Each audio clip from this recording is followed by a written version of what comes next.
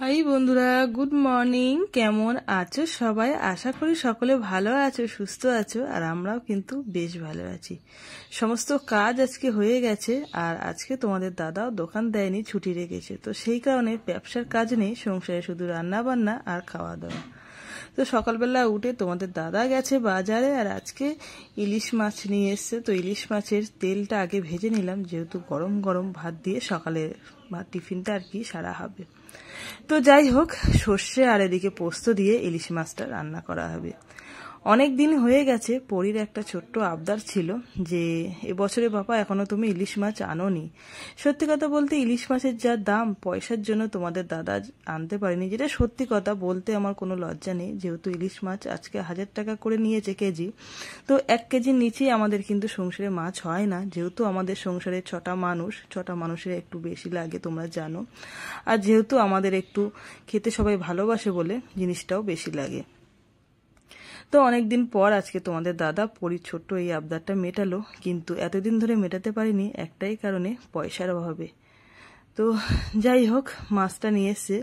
তো ভাবলাম আজকে সর্ষে পাউডার দিয়ে, সর্ষে আর পোস্ত দিয়ে আর কাঁচা লঙ্কা দিয়ে এটা একটা ভাপা টাইপের করব। আর ইলিশ মাছ এইভাবেই পরী খেতে খুব পছন্দ করে। পরী কেন, আমাদের বাড়ি সকলেই পছন্দ করে।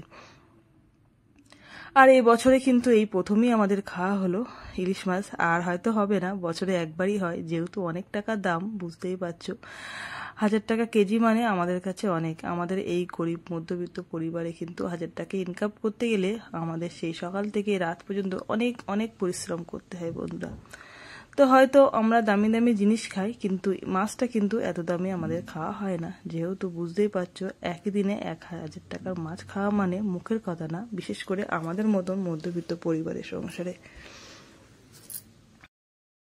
আজ আর তেমন একটা কিছু রান্না করব না, এটা দিয়েই সত্যি কথা বলতে সকলের ভাত খাওয়া হয়ে যাবে। যেহেতু এতে আমি কিন্তু একদম তেল দিয়েছি আর কাঁচা লঙ্কা দিয়েছি, এতে একটু আমি জল ব্যবহার করব না।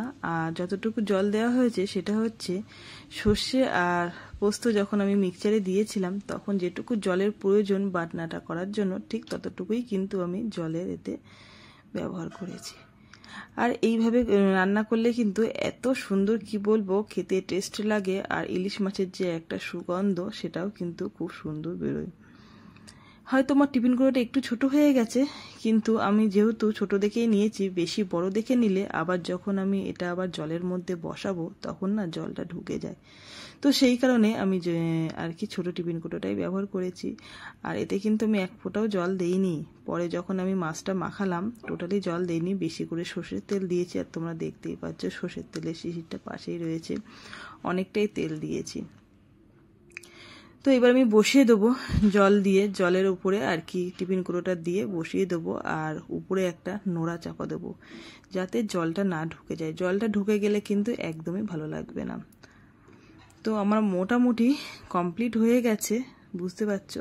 এবারে কিন্তু আমি জলে বসিয়ে দেব, দিয়ে এবারে একটা নোড়া চাপা দেব, যাতে বক বক করে ফুটে, মানে ঢাকনাটা না পড়ে যায়।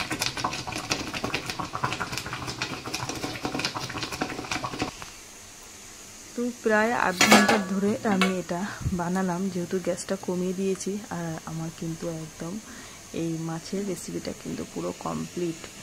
তো যাই হোক, কাঁচা দেখেই আমার এখন খেতে ইচ্ছা করছে। তোমাদের সঙ্গে ভয়েস দিচ্ছি যেহেতু, পরে আমি ভিডিওটা আবার মনে হচ্ছে যদি এরকম ইলিশ মাছ পেতাম বেশ ভালো হতো।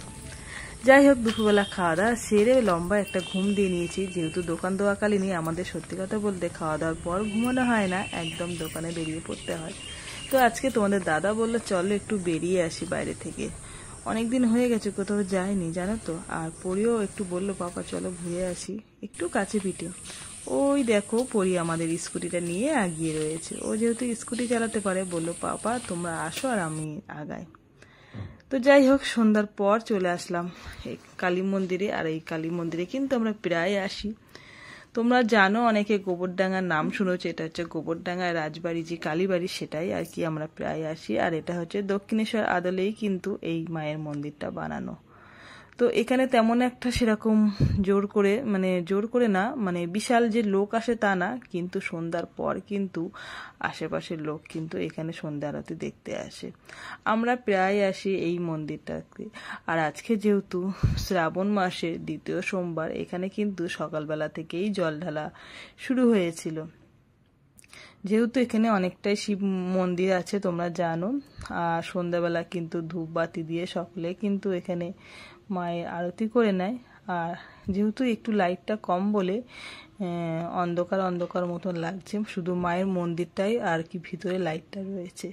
এখানে আমার বলি দেওয়া হয়, বলির যে আর কি এটা আছে ওখানে নিচেই আছে। মায়ের পুজো যখন হয় কালী পুজো, তখন এখানে বলি দেওয়া হয় এই জায়গাটায়। তো এখানেই সবাই ধূপবাতি দিয়ে আরতি করে, প্রণাম করে। তো আমাদের পুজো দেওয়া হয়ে গেছে, এবার একটু শিব মন্দিরগুলো যাব। যেহেতু মন্দিরগুলো না, কিছুটা মন্দিরে আলো আছে আর কিছুটা মন্দিরে অন্ধকার আছে, এরও কোনো একটা হিস্ট্রি আছে, সেটা আমার অতটা জানা নেই বন্ধুরা। কেন সব শিব মন্দির কিন্তু লাইট দেওয়া নেই, কিছু কিছু মন্দিরের ভিতরে কিন্তু বাতি জ্বালানো আছে। তো প্রথম সোমবারে কিন্তু আমি উপোস করেছিলাম, তোমরা জানো, শিবের মাথায় জল ঢেলেছিলাম। আর আজকে হচ্ছে দ্বিতীয় সোমবার, আজকেও কিন্তু আমার বাবার সঙ্গে দেখা হয়ে গেল। আর এখানে কিন্তু পরস্পর 3টে শিব আছে। আমরা ঢোকার আগেই দেখলাম একজন জল ঢাললো সন্ধ্যাবেলা, হয়তো উপোস করেছিল, কিন্তু এখানে বিড়ম্বন নেই, এমনি ধূপ বাতি আর দুধ, গঙ্গা জল, ফল মিষ্টি দিয়ে যে যেমন যার মনস কামনা আছে সে এসে এই বাবার মন্দিরে এসে পুজো দিয়ে যায়, জল ঢেলে যায়।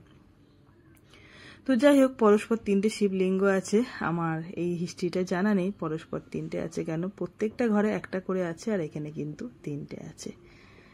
যাই হোক, বেশ ভালো লাগলো, যেহেতু শ্রাবণ মাসে সন্ধ্যেবেলা আর একবারও আমার শিবের কাছে পুজো দেওয়া হলো। তো আমরা সারাদিন সংসার নিয়ে ব্যস্ত, ব্যবসা নিয়ে ব্যস্ত। তো ভগবানের কাছে আসবো, সত্যি কথা বলতে সেটুকু আমাদের হাতে সময় থাকে না।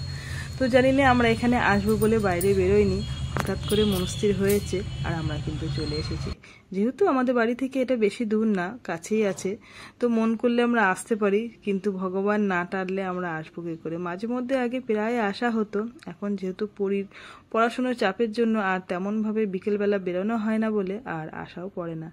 আজকে যেন আমাদের বাবা কিভাবে যেন ডেকে নিয়ে আসলো। যাই হোক, আমরা মন্দির থেকে চলে আসলাম, আর এখন চলে এসেছি আমরা একটা মোমোর দোকানে।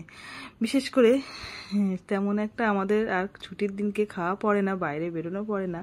আজকে বেরিয়েছি যেখানে, তো সেই উপলক্ষে আর বসে পড়লাম আমরা মোমোর দোকানে মোমো খেতে। তো আজকে মোটামুটি আমাদের এখানে মোমো খাওয়া পর্ব মিটিয়ে বাড়ির দিকে রওনা দেব, যেহেতু পরীর আবার তারপরের দিন পড়া আছে, তো সেই কারণে আর কোথাও কিছু বিশেষ যাওয়া হবে না। আর বন্ধুরা, আজকে ভিডিওটা আমি এখানেই শেষ করব। তোমাদের সারাদিনের ভিডিওটা কেমন লাগলো অবশ্যই কমেন্ট করে জানাবে। ভালো লাগলে আমাদের পাশে থাকবে, আর নতুন বন্ধু কেউ হয়ে থাকলে অবশ্যই চ্যানেলটিকে সাবস্ক্রাইব করে পাশে থাকবে। তো চলো, আজকের মতন সবাইকে গুড নাইট, টাটা। অনেকদিন পরে বাইরের খাবার আমাদের তেমন একটা খাওয়া হয় না। তোমাদের দাদা পেয়ে দেখো এত গরম লাগছে, তবুও খাওয়া কিন্তু ছাড়িনি, গরম গরমই খাওয়া শুরু করে দিয়েছে। খেয়ালই করিনি যে পরে আমার এতটা ভিডিও এখনো রয়ে গেছে। তোমাদের সঙ্গে টাটা দেওয়ার পরেও আমি এই ভিডিওটা শেয়ার করছি। আর তোমাদের দাদা কিন্তু এটা খাচ্ছে, খাচ্ছে চিকেন ষাটে, আর পরি কিন্তু এদিকে মোমো খাচ্ছে। আমি আর আলাদা করে কিছু নিলাম না, ভাবলাম ওদের থেকেই আমি সাপ্লাই দিয়ে দেবো। আর এদিকে মোমো খাওয়ার পর কিন্তু 1 গ্লাস করে স্যুপ নিয়ে নিল। আর স্যুপটা যে এত গরম, এত ঝাল, কি বলবো, গরমের মধ্যে খেতে খেতে কিন্তু কান্না পেয়ে গেছে। তো যাই হোক,